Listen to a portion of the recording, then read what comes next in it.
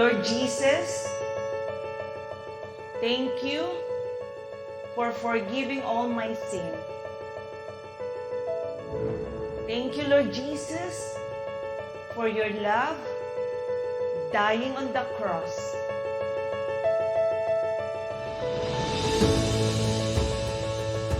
Lord Jesus, be my Lord, be my Savior, and be my Master. Thank you, Lord Jesus. Holy Spirit, thank you for your fellowship right now.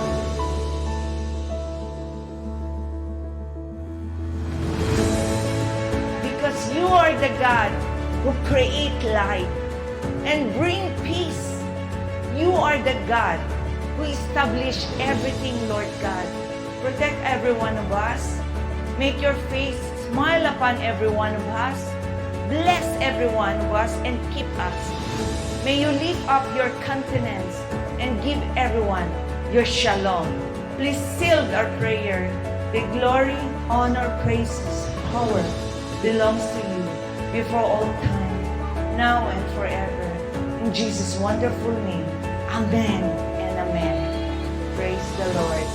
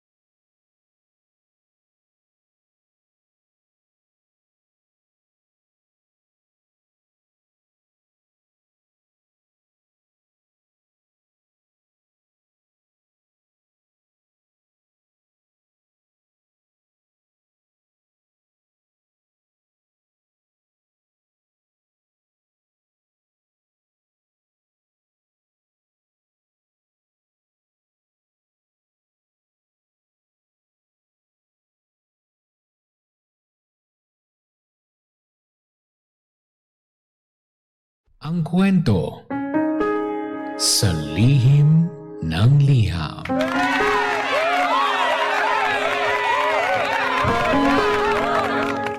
Mahal kong Lindsay. Hi!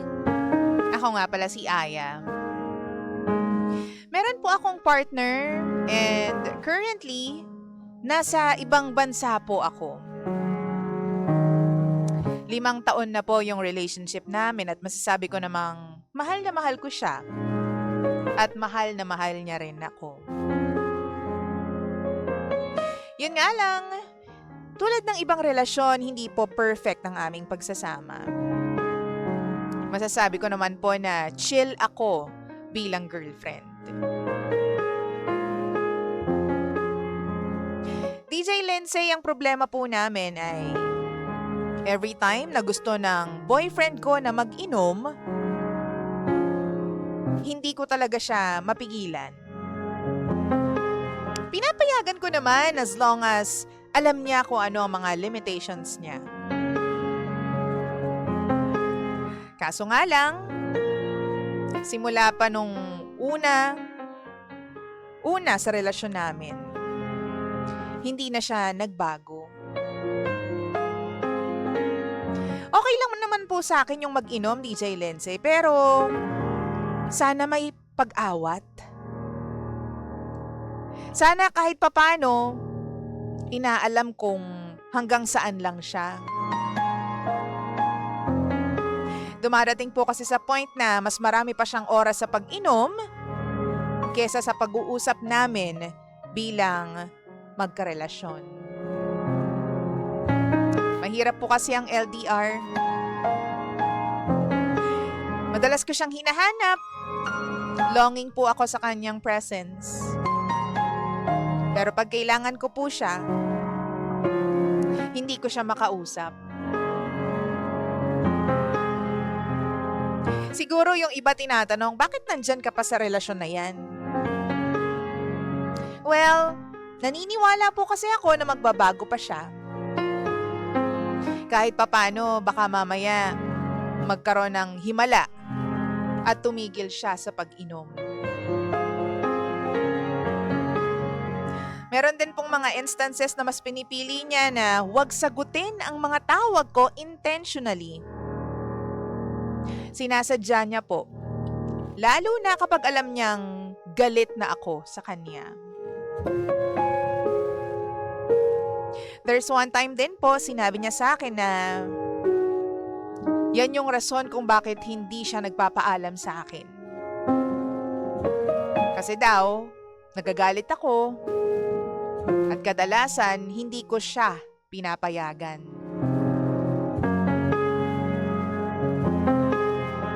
Hindi ko po maintindihan kung bakit parang manhid po siya. Gusto ko lamang naman po yung sapat na attention mula sa kanya. Sapat na oras. Yung tipong alam niyang nasa malayo ako at nag-iisa. Sana naman siya na lang yung gumawa ng efforts, 'di ba? Para tawagan ako, kamustahin ako, pasayahin ako. Pero parang hindi niya po maisip yon kasi busy siya palagi sa pag-inom. Ano po ba ang dapat kong gawin? Magsistay pa po ba ako dito sa relasyon na ito? O baka naman dapat mag-give up na ako?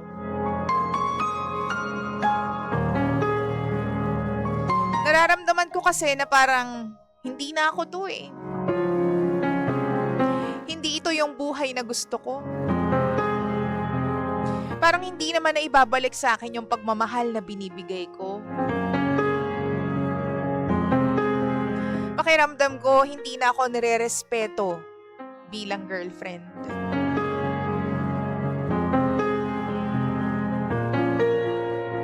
Tulungan niyo po ako, DJ Lindsay. By the way, team replay po ako. Muli, ako po si Aya. At ito ang lihim ng aking liham.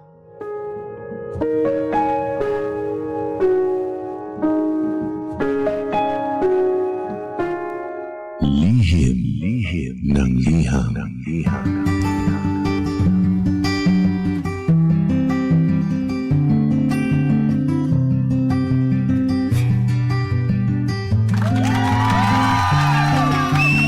Hi, Bangga!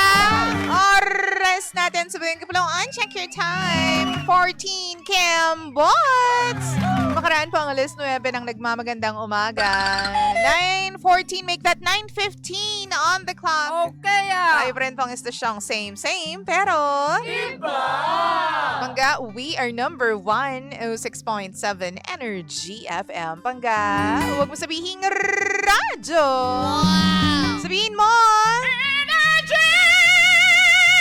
Hi! Sa magandang morning sa inyong lahat. Kasama niyo na po ang nag-iisang girlfriend mo sa radio. My name is Lindsay. And this is Lihim ng Liham. Ay, ang kwento po natin ngayon ay feeling ko maraming nakaka-relate po, ano? Maraming nakaka-relate dito sa problemang ito. Dahil meron tayong mga pangga na, alam mo yon, minsan mas napapasarap ng pagtoma. Toma! May gumagamit po ba ng term na toma? My goodness, it's so 2000 and late. Mas pinipili yan talaga naman pong pag-inom, 'di ba? Kaysa sa kamustahin yung mga jowa nila. Paano nga na ba kapag ganyan, no? Yung isa, alam mo yon, parang living the life, enjoying himself, habang yung isa naman talagang nagmumukmok, clingy, needy siya because nandyan siya sa ibang bansa, no? Wow! Hindi nagmamatch yung energy ng dalawa, no? Energy! O, diba? Hindi nagmamatch yung mga gusto nilang mangyari sa life, all because yung isa nga is nasa malayo, LDR sila, tapos yung isa naman dito ay nag-happy-happy, living the life. Wow! Ano bang gagawin mo kung ikaw yung nasa ganitong sitwasyon? Feeling daw kasi ni Aya, mahal ko, hindi na naibabalik yung pagmamahal na binibigay niya. Kumbaga, may mga pagkakataon na gusto niya na makakausap. Siyempre, kapag gusto mo na makakausap at alam mo meron kang boyfriend o meron kang karelasyon, yun yung agad na hahanapin mo, 'di ba? Pero sa pamilya mo, siyempre kapag gusto mo nang makikwentuhan, may magandang nangyari sa'yo, may sad na nangyari sa'yo, devastated ka, ang una mong kikwentuhan dapat yung karelasyon mo, 'di ba? Ganoon naman dapat. Pero dahil nga busy, ang lolo mo sa pakikipag-inuman na talaga naman pong enjoy siya dun 'di ba? Fun-fun lang, ganyan. Nawawalan siya ng time para dito sa kanyang girlfriend. Wow! What should we do? Ano nga ba dapat sabihin natin dito po sa ating letter sender for today na si Aya? Ano daw ba? Magki-quit na raw ba siya dito sa kanilang relationship or maniniwala na meron talagang himala? Okay Ang taray nung himala.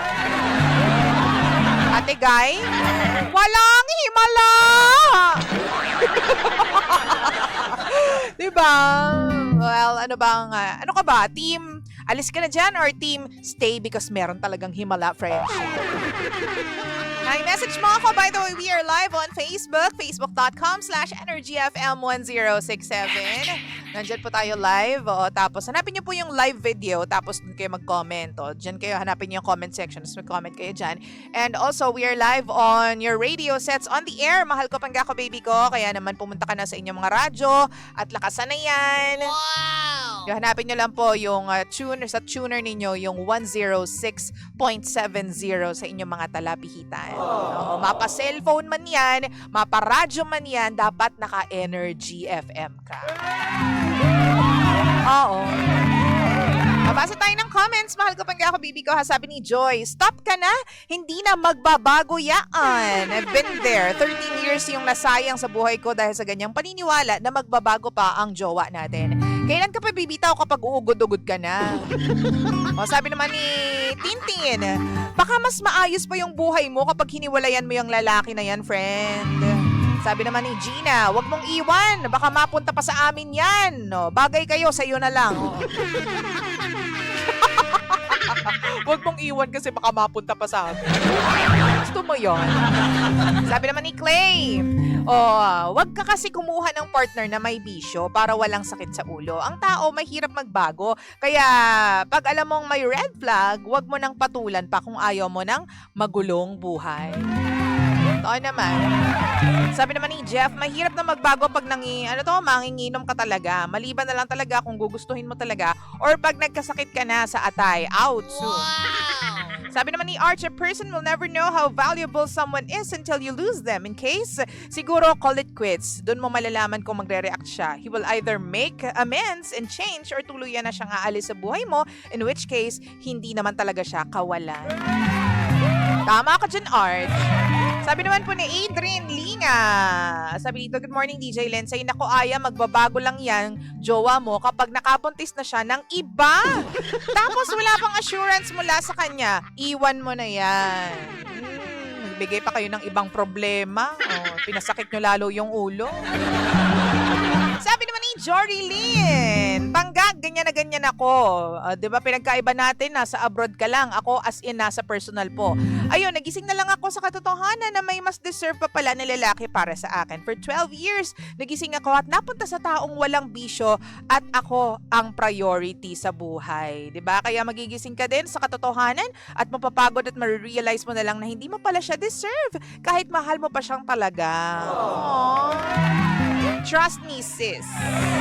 Sabi naman po ni Chito Aquino, iiwan mo na siya because you don't deserve that man. Sabi naman ni Snowflakes, good morning DJ Len. Sa team replay, lately, maghiwalay na lang kayo sender kasi hindi kayo same ng priority. Wow! Good morning po kay Ate Yoli, kay Juan, and kay Reyna Lynn. Gandang umaga po sa inyong lahat. Alam mo kapag Friday, no? Gina G yung mga taong mag-react. Oo. Naramdaman ko rin. Oo. Kasi ano na sila papunta na sila sa weekend. Oo. At marami na silang freedom sa buhay because Sabado at Linggo. But anyways, wala lang, nabanggit ko lang. Wow! Sabi ni Nashreen, kung ako sa'yo, hiwalayan mo na yan. Mahirap ganyan palaging ang inom, tapos LDR kayo. Diba, mahirap makahanap doon, ibang, huy, hindi ko naintindihan. Basta maghiwalay na raw kayo. Alam mo, naniniwala ako na, kapag kasi nakilala mo yung tao ng ganyan siya, mahirap na siyang baguhin. Magbabago lang yan, lalo na mga lalaki, magbabago lang yan kapag gusto na nila at talagang bukal na sa puso nila ang magbago.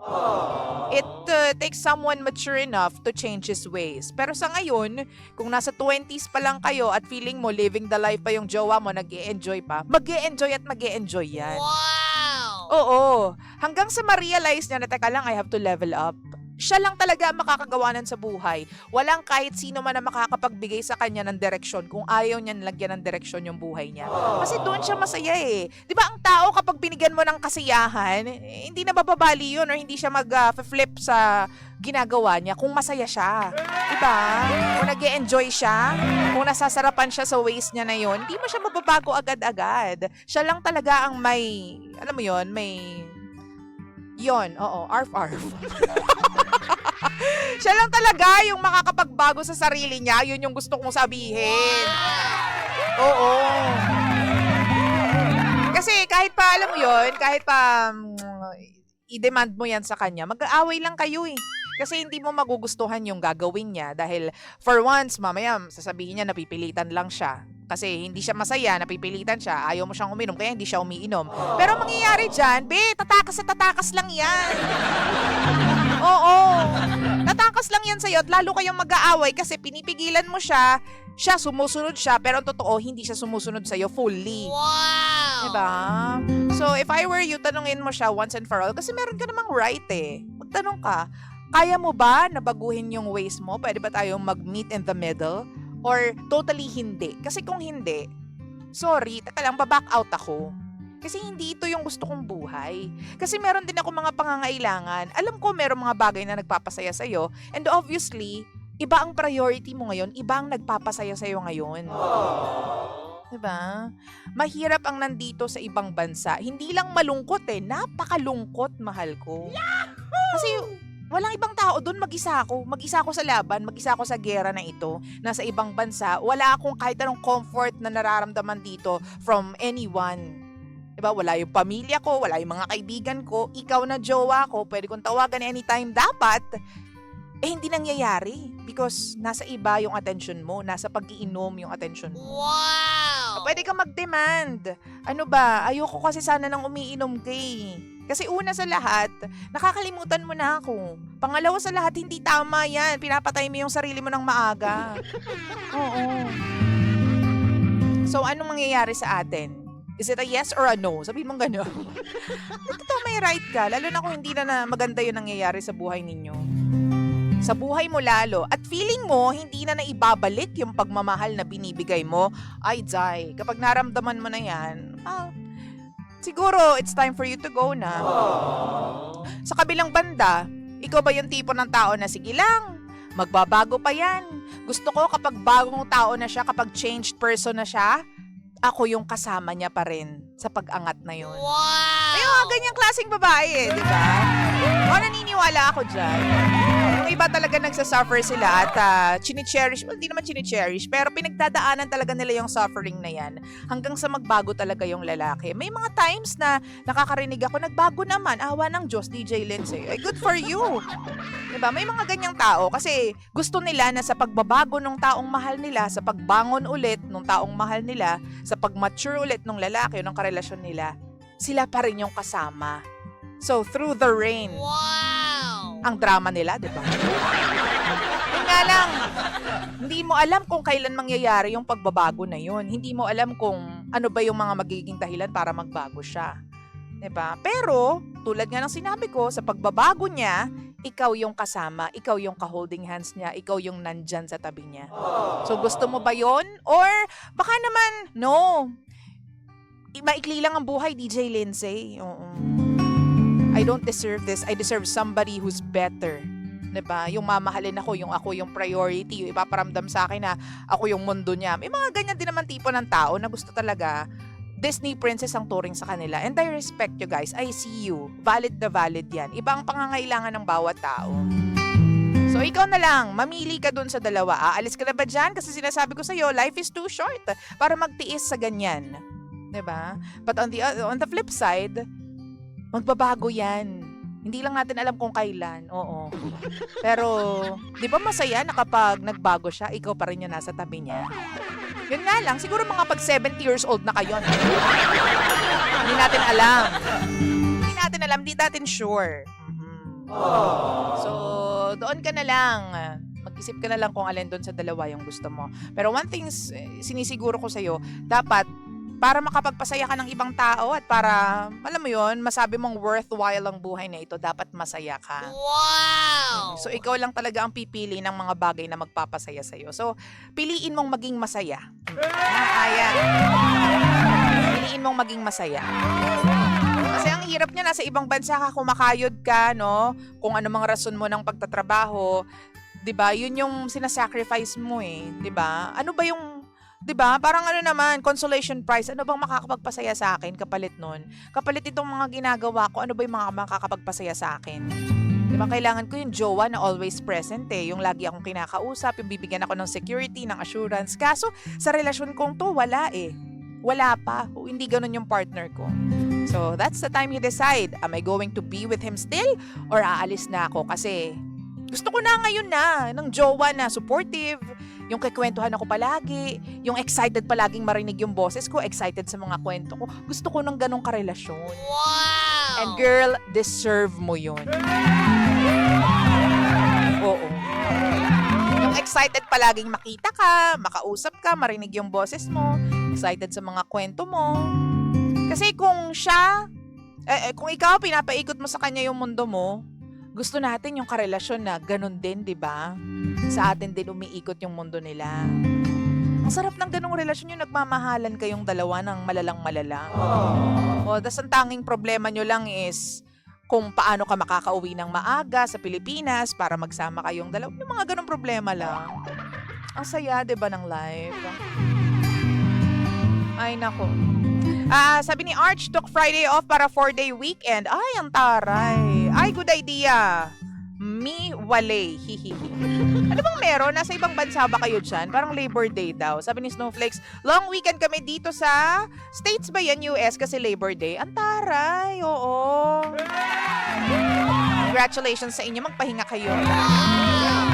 And habang nagpapahinga kayo, sige na, mag-enjoy tayo with some songs from your favorite artists. And ito muna si Piolo Pascual and Sara Geronimo with the song, Paano Ba Ang Magmahal? Dito lang sa Lihim ng Liham, sa number 106.7 Energy FM. Pangga, huwag mo sabihing radyo. Sabihin mo, Energy! Nga naman ako nag-aaral